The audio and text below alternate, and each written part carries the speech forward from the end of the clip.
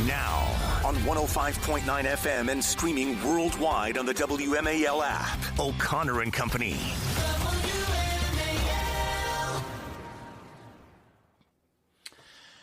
It's 5:07. Good morning. Great to have you with us on this Monday. It's a historic day in the Middle East as we're seeing images now of the released hostages, all of them now released after 2+ years. What an incredible sight to see. Fighting back some emotion here and there. It's pretty amazing. In fact, on social media right now, the term Baruch Hashem is trending. That means thanks be to God. It's appropriate. We'll start with that. We try to start with that every day in our silent prayer. I will have details of the scene out of Israel as President Trump presides over the scene, by the way, as well. At 7:05, we'll speak with Joe DeGeneva. At 7:35, Adam Piper. Now he's with the Republican Attorneys General Association, talking about the latest in the Miyares-Jones race. At 8:05, General Jack Keane on the status of this peace deal. And at 8:35, Jane Hampton Cook, presidential historian, talk about today's Columbus Day. That's right. Happy Columbus Day. Go over to Union Station this morning, stand there, salute the old guy standing on that big statue there, and piss off a liberal. Hey, it's Julie Gunlock. Good morning, Julie. Happy Indigenous Day. No, we're not doing that anymore. No. We're just amazed that the Columbus statue there survived over in Union Station. It is actually kind of shocking. Yeah. Seriously. Yeah, I was in New York for the weekend, and I actually went by Columbus Circle at their Columbus statue, and there was a bunch of Italian-American firefighters. Oh, yeah. There was with band playing music there. Yeah. Love it. Well, there was a story I saw this weekend of a new Columbus. It's not new. It's an old Columbus statue being unveiled in New York, and it had been moved because it had been vandalized and torn down and thrown actually into the water. So it had been moved to New York to a much friendlier area. But Larry, guess where it had been torn down? Virginia. Virginia, of course. This is a couple years ago. I'm not sure where. Probably Baltimore. They tore it down, threw it into the bay, and it had been recovered and then shipped up to New York to a much friendlier area. And of course, not Baltimore. It's somewhere in Virginia. Anyway, but I read that and I was like, of course it was Virginia. Of course. Ugh. They threw it into the bay. Virginia. Yeah. There's such a mob. Everything's a mob with them. Exactly.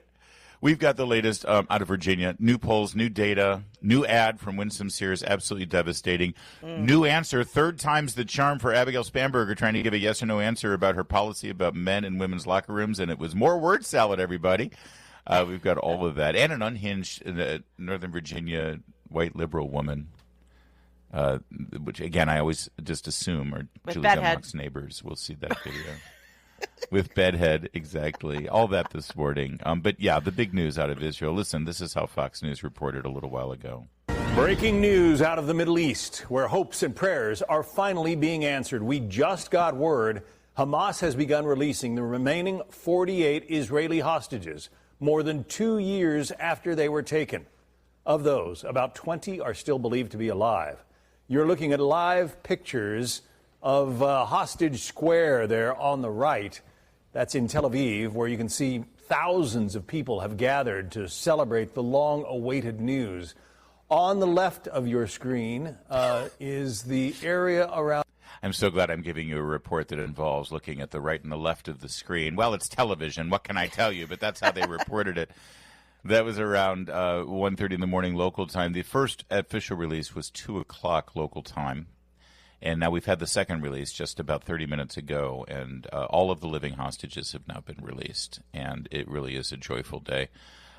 And, you know, people are – I was just actually texting with Katie Pavlich of Town Hall, my colleague over at Town Hall, because she's part of the press pool on Air Force One. Oh, wow. Traveling over there. And I don't know, a lot of people may or may not know this, but her husband is actually an Israeli national. She was married about, I want to say 6 years ago, maybe 7 years. He's a great guy, her husband. And so she feels very connected to this story, too. And I would think that it's hard for her to report on this completely unemotionally or emotionally detached, because it's just such a scene. As people have described this as an entire nation holding their breath for 2 years. And with all of the propaganda and the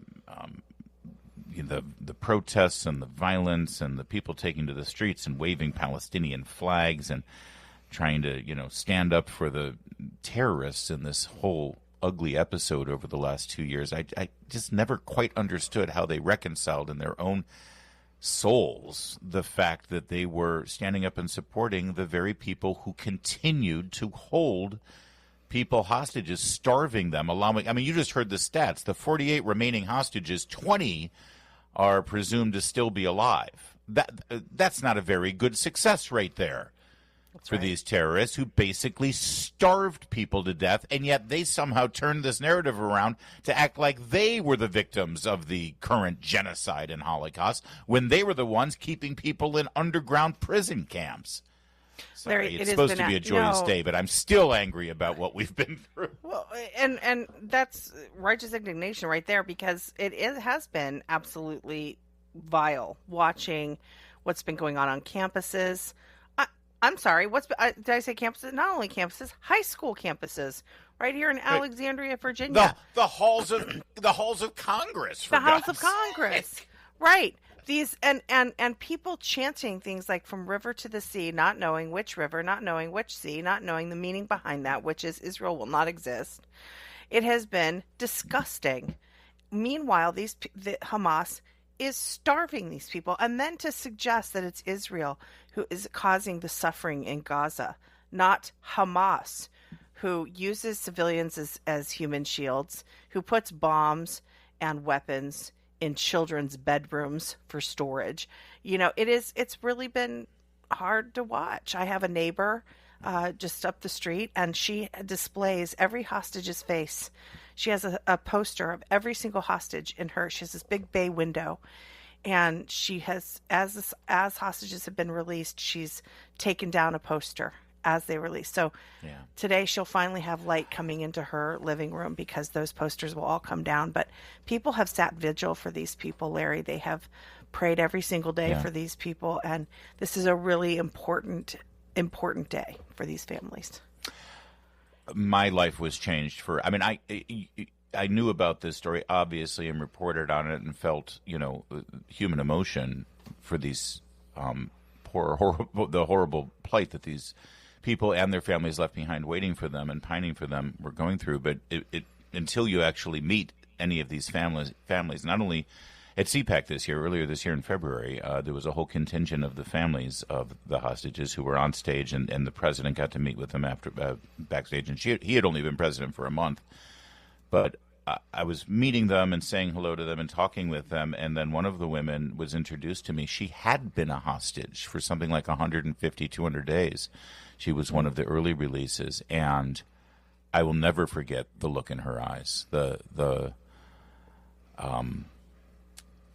haunted look in her eyes, given what she's been through. All of the hostages released today, the last remaining 20 that I'm aware of, I'm looking at the names and everything, I believe they are all men. That's all that remained at this point, and you can just imagine what kind of hell the women went through. That many of them did not survive that hell. It should never be forgotten. By the way, one other aspect of this story that I want to talk about, and that is all of the images coming out of the Gaza territories. They're receiving 250 or 300 of the worst terrorists who had been arrested and confined by the Israeli government. That's part of this deal. That's what happens, sadly, in these cases. But you keep seeing these shots, these images of the Gazans celebrating, of Hamas celebrating. And there's something that really strikes you when you look at those images that sort of reveal the propaganda we've been dealing with over the last 2 years. We'll talk about that and a little bit more about the president's role in all of this and his presence in Israel coming up in a moment. But first, it's 5:15.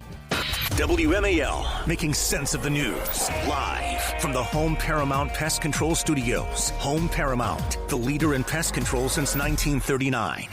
Your next $1,000 could be one text away. It's $5K a day on WMAL. And President Trump left Andrews last night before he boarded Air Force One. He told reporters, the war is over. Let's go. He praised Israeli Prime Minister Benjamin Netanyahu, saying he did a very good job helping to secure the deal. He arrived this morning to oversee the peace agreement between Israel and Hamas, and he will be meeting with families of hostages, and he will address the Knesset, which is their parliament there in Jerusalem, before then heading over to Egypt, to this resort, Sharm el-Sheikh, which is where the negotiations took place.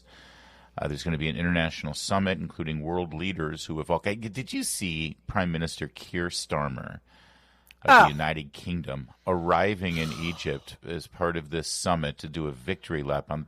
He single-handedly delayed peace by 2 extra months by saying, I think we might recognize a Palestinian state.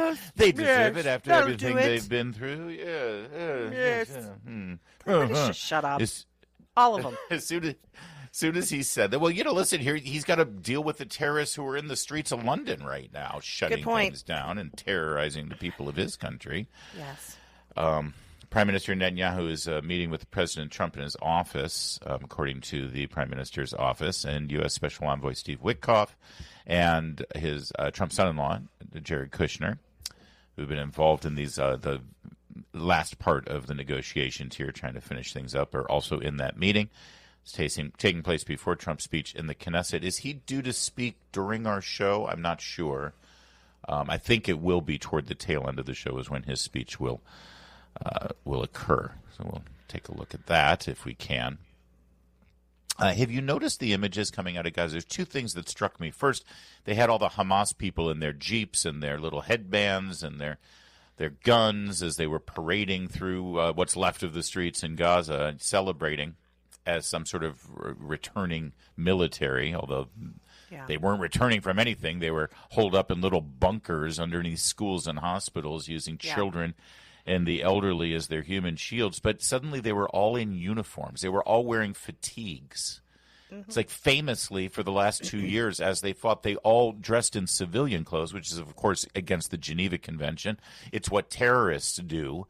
While they were fighting, they were trying to pretend like they were, just some guy who works at the Radio Shack. I don't know why they're trying to kill me. And now all of a sudden they get into their uniforms. It's just so deceitful and despicable. I don't know if you caught this as well, Larry, but you mentioned Keir Starmer. You mentioned sort of the absurdity of some of the other world leaders out there. Did you catch what former Secretary of State Antony Blinken said, Larry? Did you happen to catch this? Oh, I saw a post go by. I did not read it. Please share. Yeah, he said, I hope you're not eating breakfast right now.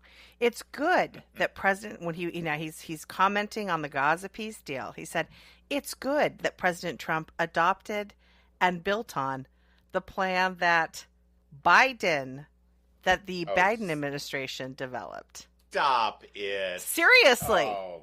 Can you believe it? The nerve of these people. Sorry, you love it when I say that. The nerve of these people. The nerve. I mean, I'm not going to ruin this moment, right? I'm not going to ruin this moment. But can you believe this? Yeah, of course I can believe it. Well, this is who they are. One other thing that I've noticed, they show the children all, happy and celebrating in the streets of Gaza there. They all look super healthy. A lot of meat on the bones. A lot of starvation there. Not seeing all, honestly, the only starvation I see coming out of this whole thing are not the children of Gaza. I mean, there are some powerful images that I know a lot of, international media outlets like Reuters, Sky News, BBC, AP, they've all shown these pictures, these starving children in Gaza, but all the family members, their brothers and sisters and mom and dad, they all seem super, almost, borderline, I'd like to see what the body fat index is on those kids, on everyone else in the family. They're all eating fine. I don't know if they've got a Kentucky Fried Chicken there in Gaza, if they've been sucking down some biscuits. They're doing well. And all the children out celebrating now, super healthy-looking kids. They're doing great. It's almost like all of the plight of the Palestinian children who were starving from Israel's genocide. It's almost like it was propaganda. Well, look, they know we're about to hear what these hostages went through. We are about to get, because don't forget, we actually haven't really heard what any of there have been hostages released, okay, but we haven't been able to hear the real story. If you've noticed, because they had to stay quiet. It'll all be Jewish lies. You know that, Julie. Well, of course, but we are about to hear. I mean, I found it kind of funny that Jose Andre was hosting a dinner for the hostage. Did you hear that? Yeah, it's like I think everybody's in a little. That. Yeah, I think everyone's in a sort of survival mode right now, legitimately. Yeah, was he providing meals while they were suffering for the last 2 years? No, it's only today when he can be part. Well, there are a lot of cameras around, Julie. The cameras are there, so he's going to make sure he does a nice little tapas meal for them. Yep. No, the president will be speaking at 11 Eastern time, so it will not be toward the end of this program. I apologize. 11 Eastern. No, wait. That's well. Now I'm torn because it has some things 11 o'clock Israel time. I'll do the calculations and inform you in a moment. It's 5:24. Coming up. I'll tell you what's coming up in just a second.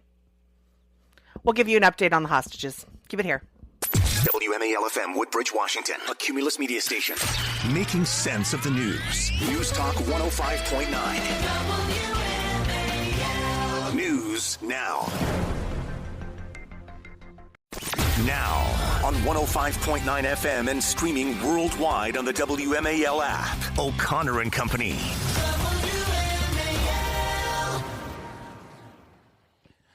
It's 5:37. It's O'Connor and Company on a very busy and historic morning here in the nation's capital and with our friends in Jerusalem. As the hostages have now been released, President Trump will be addressing the Knesset. We'll give you the highlights of his speech as the morning develops. Also at 7:05, Joe DeGenova will be our guest. 7:35, Adam Piper, Republican Attorneys General Association. 8:05, General Jack Keane. And then at 8:35, Jane Hampton Cook on this Columbus Day. Good morning, Julie Gunlock. Your hair looks phenomenal this morning, by the way. Good morning. Larry's making fun of me because I might have been a little late to the pre-show staff meeting because I got a new hair tool.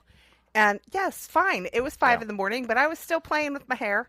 And see here, I thought you just rolled out of bed like that. If I had hair like you, I'd be playing with it all the time, too. Okay. Well, anyway, so I was a little late, but I do look fabulous. Okay. All right, let's give you the latest out of the Virginia race. If you like polls and data and numbers and analysis, you've come to the right place. Coming off of that, can we just call it a disaster of a debate for Abigail Spanberger? So it's funny. Everyone's like, "Oh, well, she kept interrupting Abigail Spanberger, Winsome Sears," and she was interrupting. And there were times when it was effective, and it really, threw Abigail Spanberger off and showed her to be as scripted and as just a bad candidate as she was. But I thought that she stepped on a lot of good moments too. I thought Winsome Sears interrupted a little too much. But here's the thing: I watched the debate. Most people don't. Most people just see the clips. That's right. And the Winsome Sears team have put together enough clips here to make one of the most brilliant ads, devastating ad of Abigail Spanberger. We'll play that for you a little bit later. But let's go to the data first.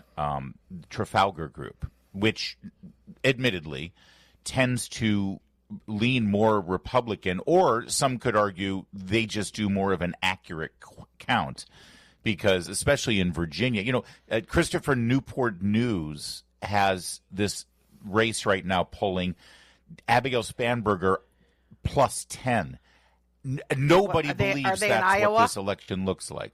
Are they polling from Iowa? Oh, yeah, exactly. That woman from Iowa, yeah.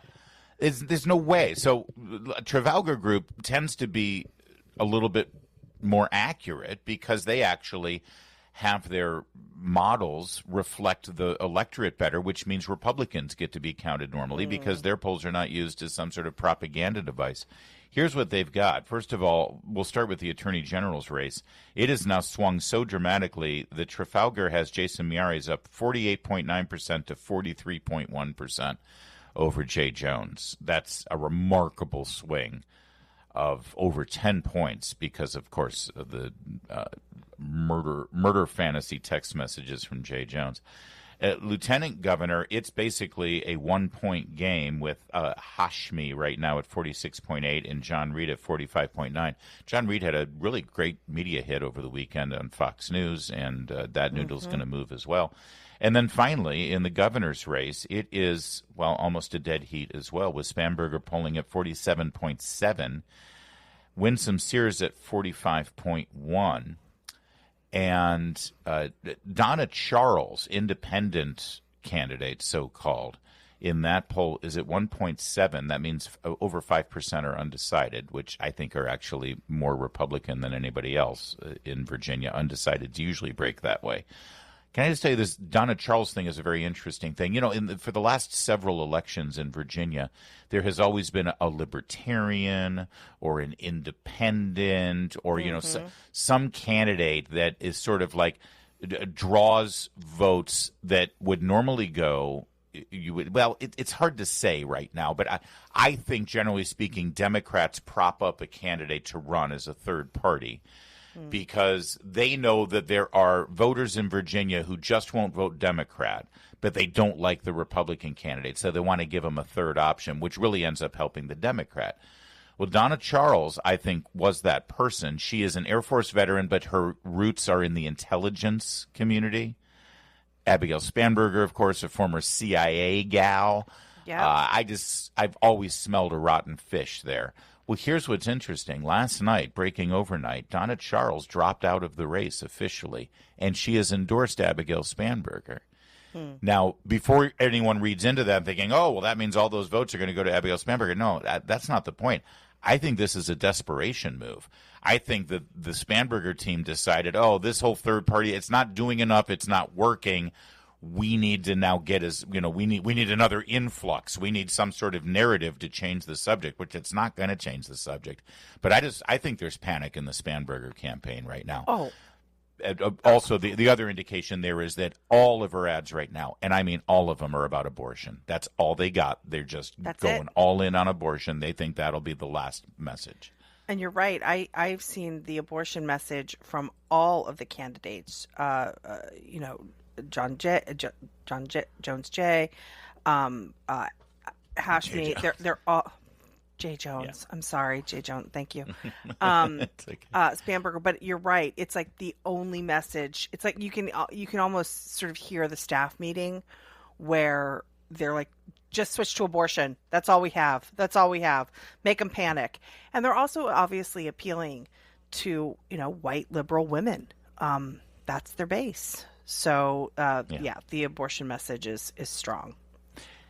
See, and everyone's like, oh, that's bad news. No. You understand the dynamics of these campaigns. Anybody who is motivated by the abortion issue was already in Spanberger's That's right. camp. Yes.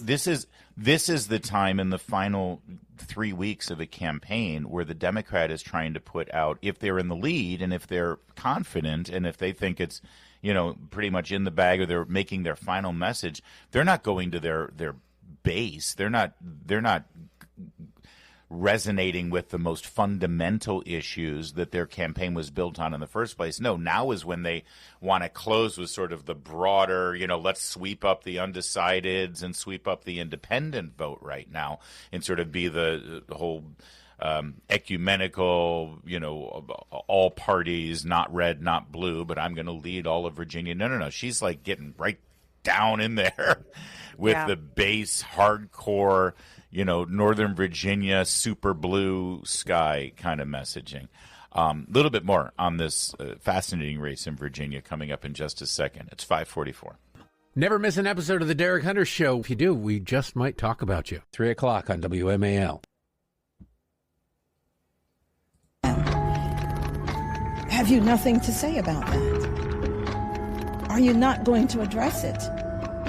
Really, you can't go any further. You're a governor. You're supposed to stand up for all the people. Are you saying political murder is all right? Have some political courage. What you have done is you are taking political calculations about your future as governor. Well, as governor, you have to make hard choices, and that means telling Jay Jones to leave the race. That's that ad I was talking about. The Winsome Sears team has come up with the visual on this. It's basically 1 minute of Winsome Sears from the debate addressing Abigail Spanberger, directing, asking her to say something, do something, be a leader about the Jay Jones scandal. And it's a slow zoom in on Abigail Spanberger just sitting there, sucking her teeth and not saying a word and not making eye contact with Winsome Sears. Not breaking her stare straight ahead. Yep. There's something so diabolical about it, Larry. Yes. Yeah, they're really. It looks psychopathic. It's just not human. Let me tell you what I know. We have a lot of clips. I just want to say this really quickly. That thing that Winsome Sears pleading with her, please denounce this. Please say something. Please, what is wrong with you? Kind of thing. I'm telling you, every single mother whose child was locked out of a classroom recognizes that. Mm-hmm. That is every mother during COVID shutdown pleading with these soulless monsters who wouldn't look at them. They wouldn't make eye contact with us.